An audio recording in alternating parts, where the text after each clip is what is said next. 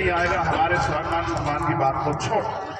इसलिए हमने तय किया है कि और किसी में हिम्मत नहीं है कि वो ईवीएम को जवाब देके ईवीएम को बंद कर दे।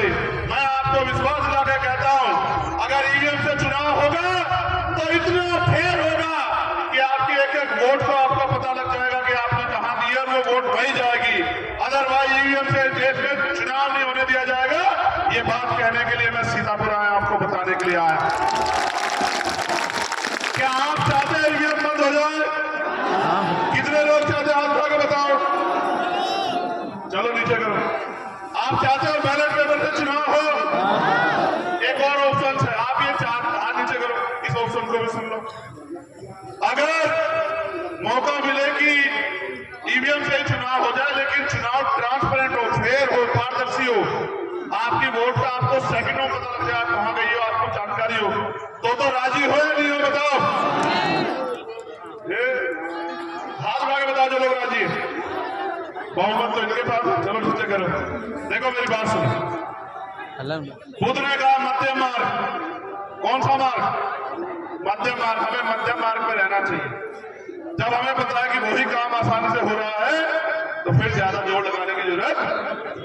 अभी तो ईवीएम को हमें इलाज करना नहीं करना है। अब दो बातें और बची, इसमें भी गौर कर लो। एक तो आजाद हुए 70 साल से ज्यादा हो गया, लेकिन अखबार पढ़ो, हर रोज घटना आती है। कहीं किसी बच्ची का रेप हुआ, कहीं हत्या हुई, कहीं उसको मार के लटका दिया गया, कहीं उसका सामूहिक उसके साथ अपमान हुआ, कहीं बीएचयू में हुआ, कहीं हुआ। तमाम तरह की खबरें सुनते हैं। मुझे तो बहुत तकलीफ होती, क्योंकि मेरी माँ ने तो मुझे सिखाया है कि बहन बेटियों का अपमान नहीं होना चाहिए। आप ये बताओ, आपको तकलीफ होती है नहीं होती इस बात से? कोई कहता है कानून व्यवस्था अच्छी है, कोई कहता है राम राज है। आप बताओ, ये कैसा राज है जिसमें बहन बेटियां सुरक्षित नहीं? कल तो मैंने उनको सुना, चंपत राय जी को। वो चंपत राय जी कह रहे थे कि भाई हमने राम मंदिर के जो गेट है उन पे सोना चढ़वा दिया है, मगर हमें डर है कि कोई पुजारी का गला काट के उनको उधार ना ले जाए। आप सुन के देख लो, यही कह रहे थे, वो कह रहे थे, नहीं कह रहे थे? आप देख लो, मीडिया के लोग जानते हो, कह रहे थे नहीं कह रहे थे? आप बताओ, जो अयोध्या में राम के यहाँ पे अगर सुरक्षा नहीं है तो फिर भाई क्या होगा? आप चाहते हो कि बहन बेटियों का अपमान होना इस प्रदेश और देश में बंद हो जाए? कितने लोग चाहते हैं? हाथ खड़ा करो। आप चाहते हो बहन बेटियां सुरक्षा से, सम्मान से अपना जीवन यापन कर सके? कितने लोग चाहते हैं? हाथ खड़ा करो। बहुत बढ़िया, नीचे करो।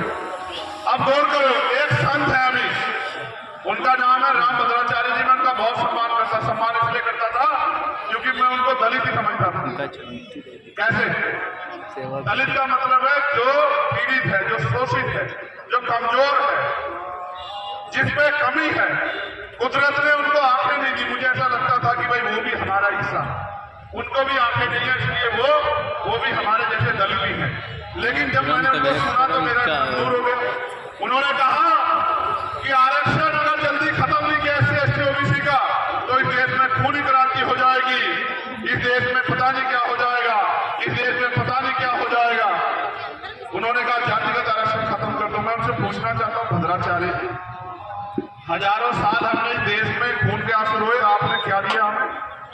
आपके पूर्वजों ने क्या दिया हमें? आपने आरक्षण दिया कि हमें जो छीनना चाहते हो? और आप शांत होकर कहते हैं खूनी क्रांति हो जाएगी। किसको डरा रहे हो आप? इस देश का माहौल खराब करना चाहते हो? इस देश में दंगा कराना चाहते हो रामभद्राचार्य जी? फिर